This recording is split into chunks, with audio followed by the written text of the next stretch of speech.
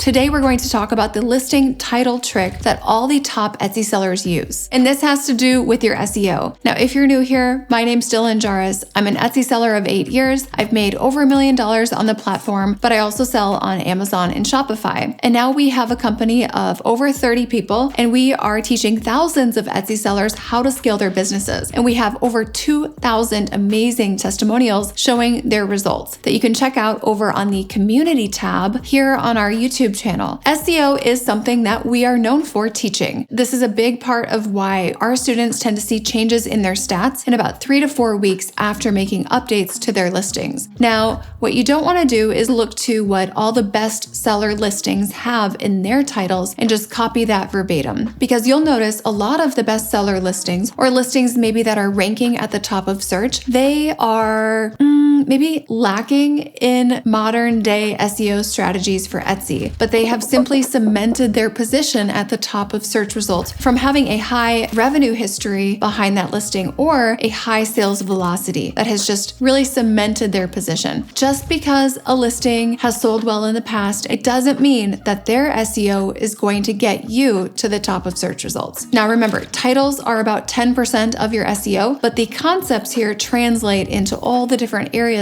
you need to have your SEO. So we're going to talk about the biggest listing title trick, and it has to do with short tail keywords versus long tail keywords. Now, what is the difference between short tail and long tail keywords, and why does this matter? So short tail keywords are usually going to be 1 to 2 words. They're much more broad, much more general terms, much less specific. These are words like necklace, handmade jewelry, spreadsheet, or wall art. They're going to typically have a higher search volume. They're also going to have higher competition. And typically with these, you are going to see lower conversion rates if you're focused on using short tail keywords. Now, on the other hand, long tail keywords, these are more highly specific phrases almost, and they're 3+ words. And they're really going to target the specific intent of that potential customer. So examples of long tail keywords might be rose gold dainty necklace or handmade leather bracelet. In general, you're going to see lower search volume, also lower competition. There's not as many listings with these terms, and they are much more targeted. Therefore, they will lead to higher conversion rates on those listings. If we search short tail keyword like necklace, you will get a wide variety of search results. It's much harder to compete. The first page is going to be very, very strong, but also a very wide variety. So like toddler and, grandma. Now, if we're using short tail keywords, let's say we're not ranking on the first page. Now I'm on page 49. Okay, the quality is much less predictable. These still are not bad listings necessarily. Let's go to a page 199. Not exactly the best listings. So there's a lot of competition. Page 199, and we're still seeing things of similar quality as page 5. So you do not want to try to compete with short tail keywords here. Let's say you are selling a leather bracelet.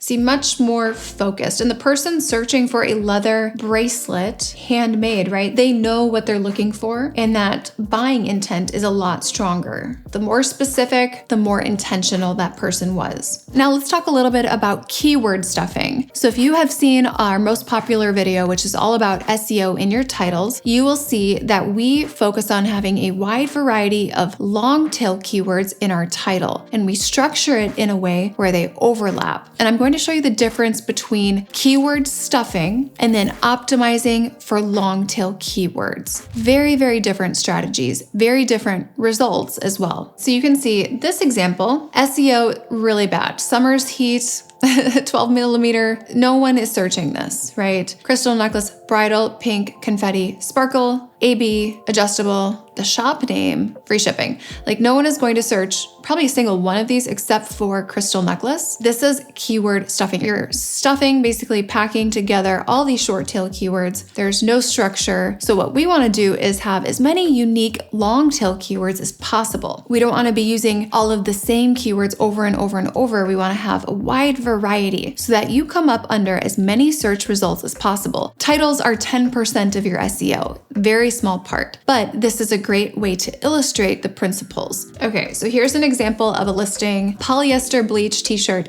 pink/blue/purple leopard. So not going to get found, right? So let's say someone came in here and they like, I want to update the SEO. So a way to do it if you were keyword stuffing would make it say polyester, bleach shirt, pink, blue, purple, leopard, t-shirt, short sleeve, girl, woman, teen, teenager, little girl outfit, shirt, tee. Okay. Instead, though, we want to do something like this: pink leopard print shirt, mommy and me outfit, cheetah print t-shirt, girl summer outfit, tie-dye blue tee matching set. Because now you're capturing these sets of Longtail keywords: pink leopard print shirt, shirt mommy and me outfit, outfit cheetah print t-shirt, t-shirt girl summer outfit, outfit tie-dye blue tee, and tee matching set. Okay, so these are unique sets of long-tail keywords, and we are overlapping to allow for a wider variety. So the entire idea of this is not shoving together as many short-tail keywords as possible. Long-tail keywords really matter. They matter for your conversion rate, and they matter for really having relevancy in search results. So the idea is to get as many unique long-tail keywords as possible into your listing. So what does that result in? People think SEO, traffic, more search results, more visits, more views. That's not all. The other impact of this is your conversion rate. We don't just want to increase your traffic, because it doesn't matter if you double your traffic. If you're not showing up in front of the right people, the people who are ready to buy your specific product, traffic doesn't even matter. That's why I always say, don't run ads to a product that is missing product market fit, or a product where your SEO is not on point. So you can see here, Anna, okay, yes, 48% increase in her visits, but she also doubled her sales. You can see Katie, this is a fantastic example of having good SEO. Her first full month in the program was February, and after 3 full months by May, she went from $444 in a month to $7,478 in a month. Yes, a revenue increase, a very nice increase in her visits, but that's not all. What my favorite thing to see here was actually her conversion rate, because this means that her new SEO is getting her in front of more of the right people. What we want to see is an increase in traffic and an increase in your conversion rate, because now it's the right traffic. And that's when you see a really exponential increase in your revenue. While the right structure of your SEO and having long tail keywords matters, the exact long tail keywords that you're using is a key part of that, right? You could have great long tail keywords, but if they're not relevant to the product, you're not going to get in front of the right customers. I find sometimes people are doing okay with the long tail keywords and the maximizing of those long tail keywords, but the keywords themselves, they're not relevant. Let's say there was really high search volume and low competition for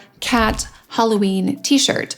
Well, if your product is not a cat Halloween t-shirt, maybe it is a dog Halloween t-shirt, you don't want to put in cat Halloween t-shirt. We want to have SEO rooted in what your customer is actually searching. For example, when we pulled up this necklace, summer's heat. Who is typing in summer's heat? 12 millimeter. Confetti. Who's typing in confetti? We want to think about, what is the purpose, utility of this? What is the situation, the event, the occasion, and what are they wearing it with? Where are they wearing it to? Who is it being gifted to? Is it as a set? Is it by itself, right? Those are all things that are going to impact your SEO. So it's thinking less about the product, more about the purpose and utility. And this is one of the biggest secrets that top Etsy sellers use when it comes to SEO and, of course, titles, because titles are a small part of your SEO. So if you are currently struggling with your SEO and you're feeling stuck, or maybe you're like Fiona and you've had no sales for a year and a half, or you're like Dawn and you've had a listing out there for several months with no sales and 5 visits. Well, in order to see different results, you have to take different actions. And this is kind of an overview of part of those actions. If you have any questions about this, or you're wondering, is my SEO right? How does this apply to my shop? Feel free to schedule a free call with us. It's with myself or my team, and we're happy to chat with you more about your business, the direction, and what's working for you, what's not working for you. And then we can show you our set of strategies to see if that is something you'd like to even learn more about. You can also see all of our students in the platform. It is pretty incredible to see the type of growth they're seeing, and it's only because of them putting in the actions. I want to be extremely clear here. You will not buy a course and get rich. You will not buy coaching and just get rich. It's all going to be about how you apply that knowledge, how you take action from what you learn. And if you're ready to take action, if you're an action taker type of person, that's who we like to work with. Because Alex Hormozi says, the speed at which you make decisions or take action is the speed at which you grow. If that resonates with you, I'd love to chat more. Please subscribe to the channel if you enjoyed this video, if it helped you with your understanding of SEO, and I'll see you all in the next one.